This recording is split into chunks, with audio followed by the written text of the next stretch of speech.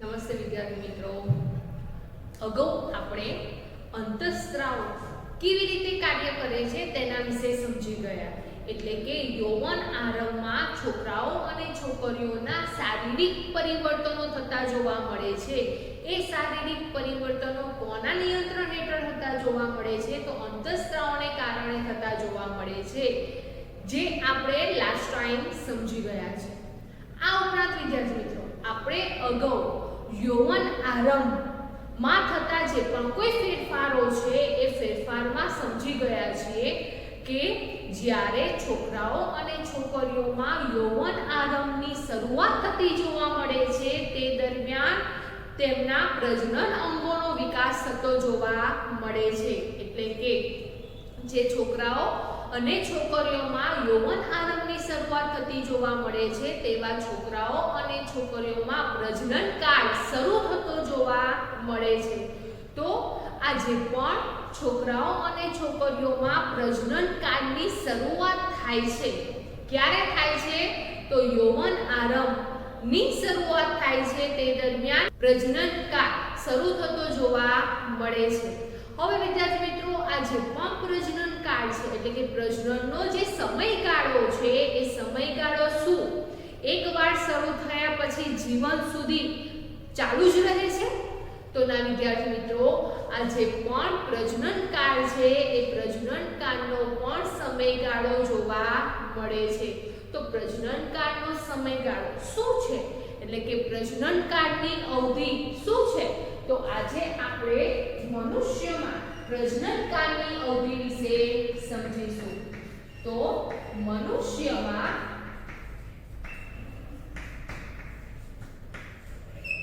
પ્રજનન કાળની અવધિ એટલે સમયગાળો. કે મનુષ્યમાં આ જે પણ પ્રજનન કાળ છે કે પ્રજનન માટેનો જે સમયગાળો છે એ સમયગાળો કેટલો જોવા મળે છે? જીવન સુધી ચાલુ જ જોવા મળે છે? તો ના વિદ્યાર્થી મિત્રો, આપણે અગાઉ સમજી ગયા છીએ કે જ્યારે પણ યૌવન આરંભની શરૂઆત થતી જોવા મળે છે તે દરમિયાન જે તે તરુણો છે એ તરુણોમાં શુક્રકોષો અને અંડકોષો ઉત્પન્ન થતા જોવા મળે છે. એટલે કે તેમના પ્રજનન અંગોનો વિકાસ થાય છે. જે પણ તરુણો છે એ તરુણોના પ્રજનન અંગોનો વિકાસ થાય છે અને પ્રજનન અંગોનો વિકાસ થવાને કારણે એ પ્રજનન અંગો શું ઉત્પન્ન કરે છે? તો જન્યુ કોષો ઉત્પન્ન કરે છે. તો આ જે પણ જન્યુ કોષો છે, શુક્રકોષ અને અંડકોષ ઉત્પન્ન થતા જોવા મળે છે. તો જ્યારે તરુણોમાં શુક્રકોષ અને અંડકોષ ઉત્પન્ન થતા જોવા મળે છે ત્યારથી પ્રજનન કાળની શરૂઆત થતી જોવા મળે છે. એટલે એમ પણ કહી શકાય કે યૌવન આરંભની શરૂઆત થતા પ્રજનન કાળની શરૂઆત થતી જોવા મળે છે, જેમાં છોકરાઓમાં શુક્રકોષો અને છોકરીઓમાં અંડકોષ ઉત્પન્ન થતા જોવા મળે છે. આ ઉપરાંત વિદ્યાર્થી મિત્રો, આ જે પણ શુક્રકોષો અને અંડકોષ ઉત્પન્ન કરવાની જે ક્ષમતા છે એ ક્ષમતા છોકરાઓમાં છોકરીઓ કરતાં વધારે જોવા મળે છે. એટલે કે જે તે છોકરાઓ છે એ છોકરાઓમાં જે શુક્રકોષો ઉત્પન્ન કરવાની જે ક્ષમતા છે, તેમનું જે ઉત્પાદન ક્ષમતા છે એ છોકરીઓ કરતાં કેવી જોવા મળે છે? વધારે જોવા મળે છે. શાને કારણે? તો આપણે ચેપ્ટર 9 માં સમજીને આવ્યા છીએ કે જે તે છોકરાઓ છે એ છોકરાઓના જે શુક્રપિંડ છે એ શુક્રપિંડ લાખોની સંખ્યામાં શુક્રકોષો ઉત્પન્ન કરે છે.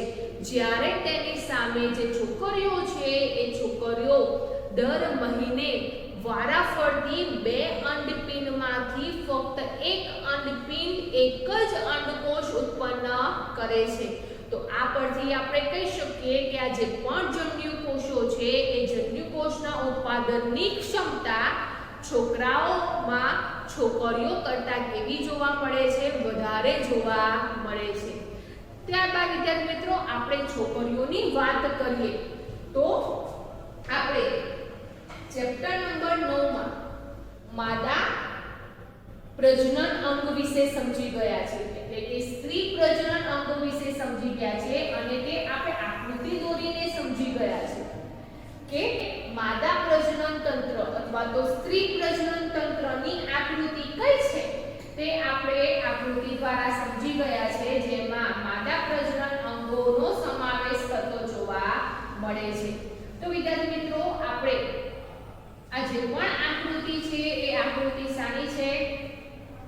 તો આ જે આકૃતિ છે એ આકૃતિ માદા પ્રજનન તંત્રની છે, જેમાં કયા કયા પ્રજનન અંગોનો સમાવેશ થતો જોવા મળે છે? તો વિદ્યાર્થી મિત્રો, આ જે પણ માદા પ્રજનન તંત્ર છે કે પછી સ્ત્રીનું પ્રજનન તંત્ર છે એ પ્રજનન તંત્રમાં પ્રજનન અંગોનો સમાવેશ થતો જોવા મળે છે. કયા કયા પ્રજનન અંગોનો સમાવેશ થાય છે? તો એક જોડ શું જોવા મળે છે? એક જોડ અંડપિંડ જોવા મળે છે. એક જોડમાં અંડવાહિની જોવા મળે છે અને ત્યારબાદ મધ્યમાં શું જોવા મળે છે? ગર્ભાશય જોવા મળે છે. તો આમ અંડપિંડ, અંડવાહિની અને જે ગર્ભાશય છે એ માદાના પ્રજનન અંગો છે અને માદા પ્રજનન અંગો ભેગા મળીને માદા પ્રજનન તંત્રની રચના કરે છે. તો જ્યારે પણ છોકરીઓ તરુણાવસ્થામાં પ્રવેશે છે અથવા તો છોકરીઓમાં યૌવન આરંભની શરૂઆત થાય છે, તે દરમિયાન તેમના જે પણ અંડપિંડ છે, જે પ્રજનન અંગ કયું છે? તો છોકરીઓમાં પ્રજનન અંગ છે અંડપિંડ, જેનો વિકાસ થતો જોવા મળે છે અને વિકાસ થયા બાદ જે અંડપિંડ છે એ અંડપિંડ અંડકોષ મુક્ત કરે છે. પરંતુ વિદ્યાર્થી મિત્રો, આ જે પણ કોઈ અંડકોષ છે એ અંડકોષ બંને અંડપિંડ મુક્ત કરી શકે છે? તો ના વિદ્યાર્થી મિત્રો, બંને અંડપિંડ અંડકોષ મુક્ત કરી શકતી નથી. પરંતુ તેની સામે છોકરાઓની વાત કરીએ તો છોકરાઓમાં બંને શુક્રપિંડ લાખોની સંખ્યામાં શુક્રકોષો ઉત્પન્ન કરી શકે છે. પરંતુ અહીંયા જે અંડપિંડ છે એ અંડપિંડ બંને અંડપિંડમાંથી કોઈ એક જ અંડપિંડ એકની જ સંખ્યામાં અંડકોષ ઉત્પન્ન કરી શકે છે અને આ જે પણ અંડકોષ મુક્ત કરવાની જે ક્રિયા છે તેનો જે અંતરાલ છે, બંને વચ્ચેનો જે ગેપ છે, કેટલા દિવસનો જોવા મળે છે? તો 1 મહિનાનો જોવા મળે છે અથવા તો 28 થી 30 દિવસ વચ્ચેનો અંતરાલ જોવા મળે છે. તો આ જે બંને અંડપિંડ છે એ બંને અંડપિંડમાંથી કોઈ એક અંડપિંડ જો આ મહિનામાં અંડકોષ મુક્ત કરે છે તો તેના પછીના મહિનામાં બીજો જે અંડપિંડ છે એ એક અંડકોષ મુક્ત કરે છે.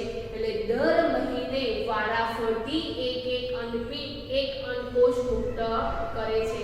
પરંતુ ત્યારે કરે છે કે જ્યારે છોકરીઓ તરુણાવસ્થામાં પ્રવેશે છે અથવા તો છોકરીઓમાં યૌવન આરંભની શરૂઆત થતી જોવા મળે છે, તે દરમિયાન અંડપિંડનો વિકાસ થતો જોવા મળે છે અને તે દરમિયાન બે અંડપિંડમાંથી કોઈ એક અંડપિંડ એક અંડકોષ દર મહિને વારાફરતી મુક્ત કરી શકે છે.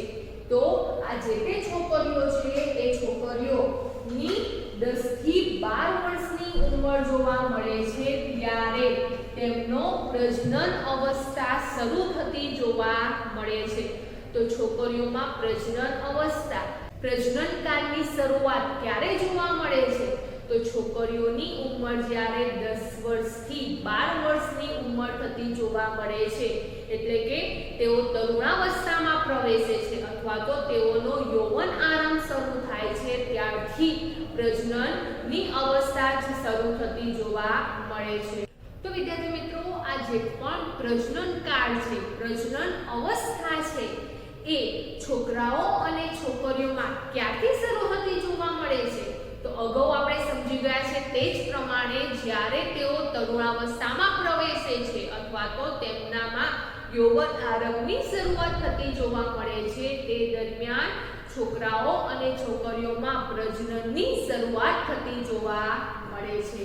તો જ્યારે પણ છોકરાઓ અને છોકરીઓમાં યૌવન આરંભની શરૂઆત થાય છે, તે દરમિયાન શુક્રપિંડ અને અંડપિંડનો વિકાસ થતો જોવા મળે છે, જેને કારણે જન્યુઓ ઉત્પન્ન કરવા લાગે છે. એટલે કે શુક્રપિંડ છે એ શુક્રકોષ અને અંડપિંડ છે એ અંડકોષ ઉત્પન્ન કરે છે. અને આ જે પણ શુક્રકોષ અને અંડકોષ છે એટલે કે આ જે પણ જન્યુઓ છે એ જન્યુઓની પરિપક્વતા અને તેમના ઉત્પાદન ક્ષમતાની આપણે વાત કરીએ તો જન્યુઓની પરિપક્વતા અને ઉત્પાદનની ક્ષમતા છોકરાઓમાં છોકરીઓની સરખામણી કરતાં વધારે જોવા મળે છે. એટલે કે પુરુષોમાં સ્ત્રીઓની સરખામણી કરતાં વધારે જોવા મળે છે. શાને કારણે? તો અગાઉ આપણે ચેપ્ટર 9 માં સમજી ગયા છે તે જ પ્રમાણે છોકરાઓમાં જે બે શુક્રપિંડ છે એ બંને શુક્રપિંડ લાખોની સંખ્યામાં શુક્રકોષો ઉત્પન્ન કરી શકે છે, જ્યારે છોકરીઓમાં જે બે અંડપિંડ છે એ બંને અંડપિંડમાંથી ફક્ત એક જ અંડકોષ મુક્ત કરી શકે છે.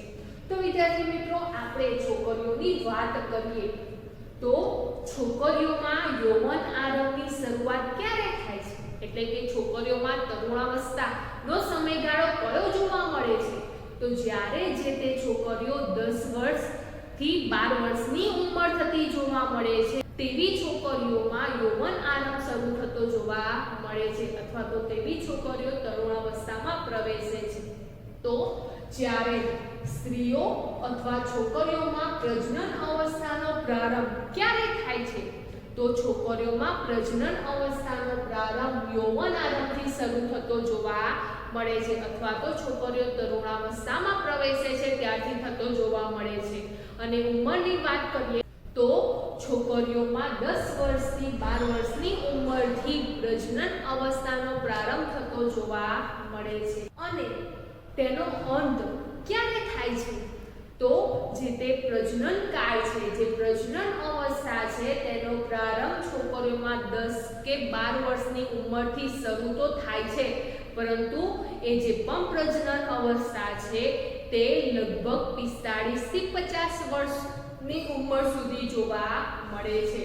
તો જે પ્રજનન અવસ્થા છે એ પ્રજનન અવસ્થાનો પ્રારંભ યૌવન આરંભથી શરૂ થતો જોવા મળે છે. એટલે કે 10 વર્ષથી 12 વર્ષની ઉંમરથી શરૂ થતો જોવા મળે છે અને તેનો અંત સામાન્ય રીતે જે તે સ્ત્રીઓ 45 થી 50 વર્ષની થાય છે, તેમની ઉંમર 45 થી 50 વર્ષ સુધીની જોવા મળે છે, ત્યારે જે તે પ્રજનન અવસ્થા છે તેનો અંત થતો જોવા મળે છે. તો વિદ્યાર્થી મિત્રો, આ જે પણ પ્રજનન અવસ્થા છે તેનો જે પ્રારંભ અને તેનો જે અંતિમ તબક્કો છે તેમની વચ્ચેનો જે સમયગાળો છે એ સમયગાળામાં કઈ ક્રિયા થતી જોવા મળે છે? તો વિદ્યાર્થી મિત્રો, જ્યારે પણ જે તે છોકરીઓ તરુણાવસ્થામાં પ્રવેશે છે તે દરમિયાન અથવા તો તેમનો યૌવન આરંભ શરૂ થાય છે તે દરમિયાન છોકરીઓના જે પ્રજનન અંગો છે એ પ્રજનન અંગોનો વિકાસ થતો જોવા મળે છે. એટલે કે અંડપિંડ, અંડવાહિની અને ગર્ભાશય જેવા અંગોનો વિકાસ થતો જોવા મળે છે. અને સાથે સાથે જે અંડપિંડ છે એ અંડપિંડ 28 થી 30 દિવસના અંતરાલમાં, એટલે કે 1 મહિના 2 અંડપિંડમાંથી એક અંડકોષ મુક્ત કરે છે.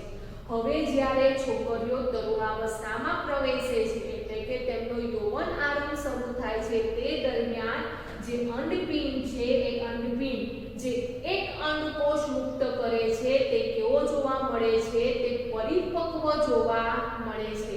તો જ્યારે પણ છોકરીઓમાં પ્રજનનની અવસ્થાનો પ્રારંભ થતો જોવા મળે છે તે દરમિયાન છોકરીઓનો જે અંડપિંડ છે એ અંડપિંડ પરિપક્વ અંડકોષ ઉત્પન્ન કરે છે. એટલે કે જે અંડકોષ છે એ અંડકોષ કેવો જોવા મળે છે? પરિપક્વ જોવા મળે છે.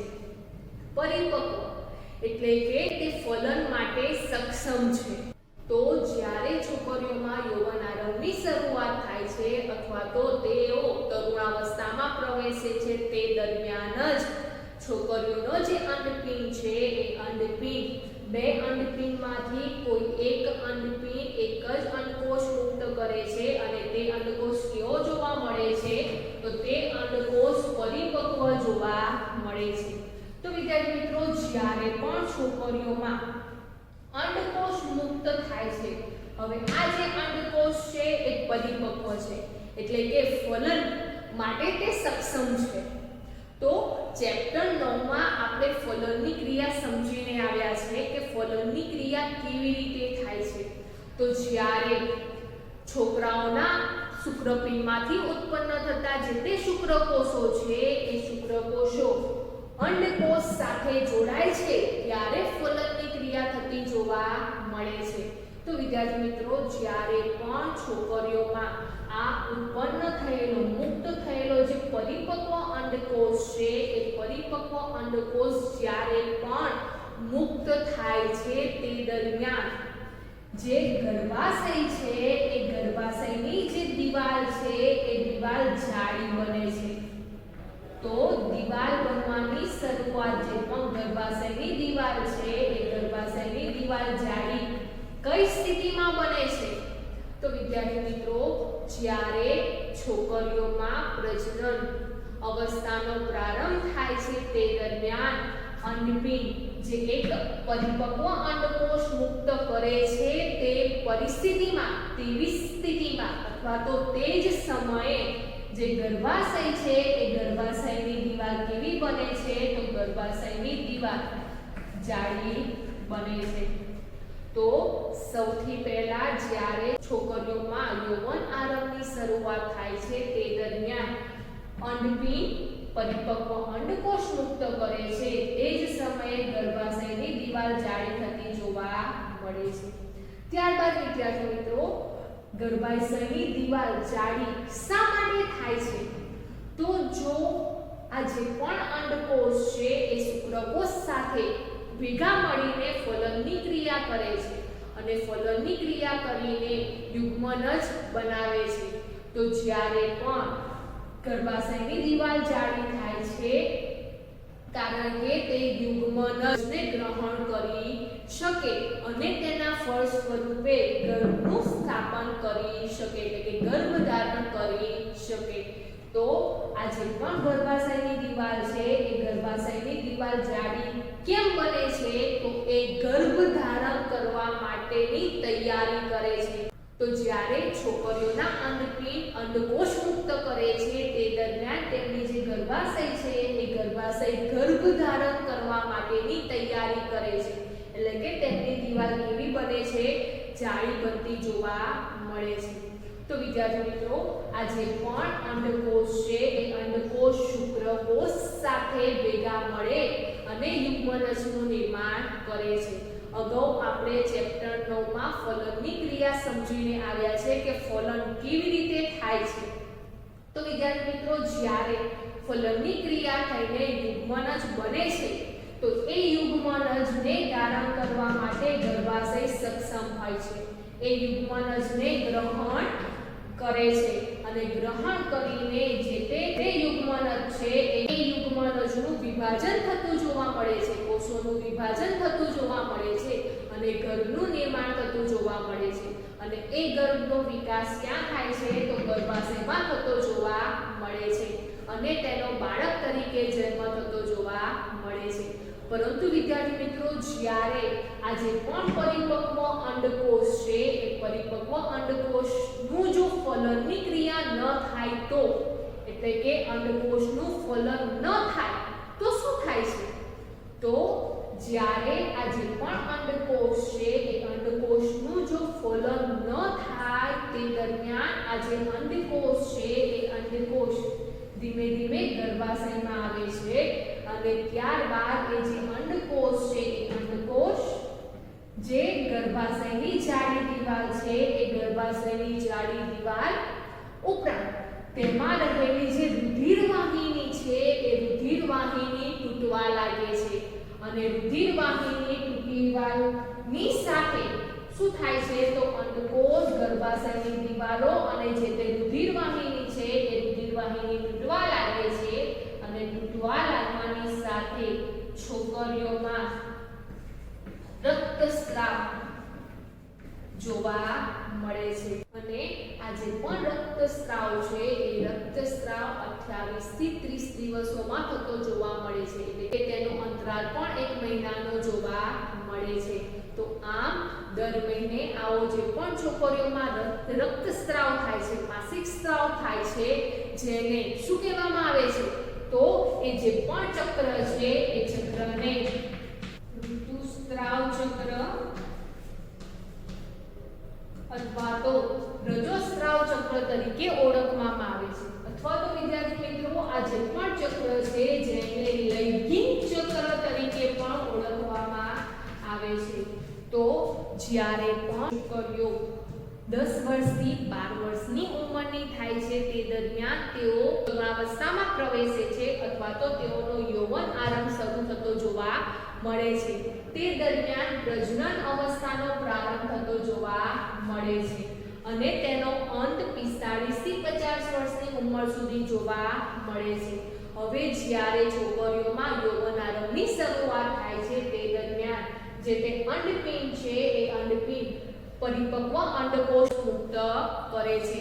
જ્યારે અંડપિંડ એ પરિપક્વ અંડકોષ મુક્ત કરે છે તે સમય દરમિયાન જે ગર્ભાશય છે એ ગર્ભાશયની દીવાલ કેવી બને છે? તો ગર્ભાશયની દીવાલ જાડી બને છે અને અંડકોષ મુક્ત થયા બાદ આ જાડી દીવાલ શાના માટે બનાવે છે? ગર્ભાશયની દીવાલ જાડી કેમ બને છે? તો જ્યારે અંડકોષ મુક્ત થાય છે ત્યારબાદ અંડકોષ ફલનની ક્રિયા કરીને યુગ્મનજનું નિર્માણ કરે છે। એ યુગ્મનજનું વારંવાર વિભાજન થઈને ગર્ભમાં પરિણમે છે અને જે ગર્ભ છે એ ગર્ભને ધારણ કરવા માટે ગર્ભાશયની દીવાલ જાડી અને છિદ્રિષ્ટ બને છે જેથી કરીને તે ગર્ભ ધારણ કરી શકે। પરંતુ વિદ્યાર્થી મિત્રો જ્યારે અંડકોષનું ફલન ન થાય તેવી પરિસ્થિતિમાં શું થાય છે? તો જ્યારે અંડકોષનું ફલન ન થાય તેવી પરિસ્થિતિમાં અંડકોષ ગર્ભાશયની દીવાલ અને તેમાં જે પણ રુધિરવાહિનીઓ છે એ રુધિરવાહિનીઓ તૂટવા લાગે છે અને છોકરીઓમાં રક્તસ્રાવ અથવા તો માસિક સ્ત્રાવ જોવા મળે છે। માસિક સ્ત્રાવ શરૂ થતો જોવા મળે છે જેને ઋતુસ્રાવ, રજોસ્રાવ અથવા તો માસિક સ્ત્રાવ તરીકે ઓળખવામાં આવે છે। અને આ જે પણ માસિક સ્ત્રાવ છે કે રક્તસ્રાવ છે એ 28 થી 30 દિવસોમાં એકવાર થતો જોવા મળે છે। તો આમ આ જે ચક્ર ચાલુ જોવા મળે છે એ જે સાયકલ છે એ જે ચક્ર છે એ ચક્રને ઋતુસ્રાવ ચક્ર અથવા તો લૈંગિક ચક્ર તરીકે ઓળખવામાં આવે છે। તો વિદ્યાર્થી મિત્રો ઋતુસ્રાવ ચક્ર કોને કહેવામાં આવે છે?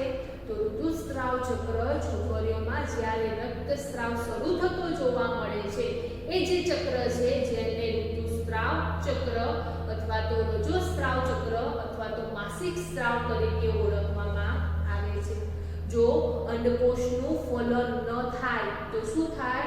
જો અંડકોષ ફલનની ક્રિયા નથી કરતા તે દરમિયાન જ રક્તસ્રાવ અથવા તો માસિક સ્ત્રાવ જોવા મળે છે। જો છોકરીઓના જે અંડકોષ છે એ અંડકોષ જો ફલનની ક્રિયા કરે છે તો ફલનની ક્રિયા કર્યા પછી જે પણ કોઈ યુગ્મનજનું નિર્માણ, ભ્રૂણનું નિર્માણ, ગર્ભનું નિર્માણ છે એ તબક્કા જોવા મળે છે અને અંતે બાળકનો જન્મ થતો જોવા મળે છે જે આપણે ચેપ્ટર 9 માં સમજી ગયા છે।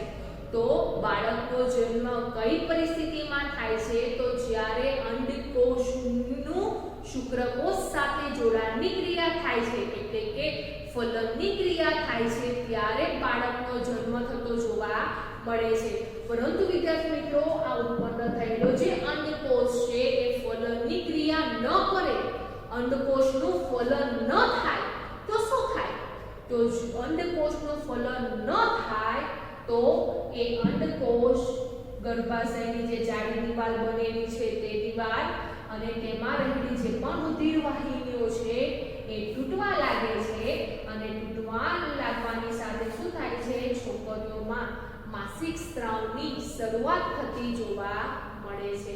તો આ ચક્રને રજોસ્ત્રાવ, ઋતુસ્ત્રાવ અથવા તો માસિક સ્ત્રાવ તરીકે ઓળખવામાં આવે છે। તો વિદ્યાર્થી મિત્રો ઋતુસ્રાવ કોને કહેવામાં આવે છે? તો જ્યારે છોકરીઓ અથવા સ્ત્રીઓ 10 વર્ષથી 12 વર્ષની ઉંમરથી 28 થી 30 દિવસોના અંતરાલમાં પ્રજનન માર્ગથી શરીરની બહાર થતા રક્તસ્રાવને ઋતુસ્રાવ તરીકે ઓળખવામાં આવે છે.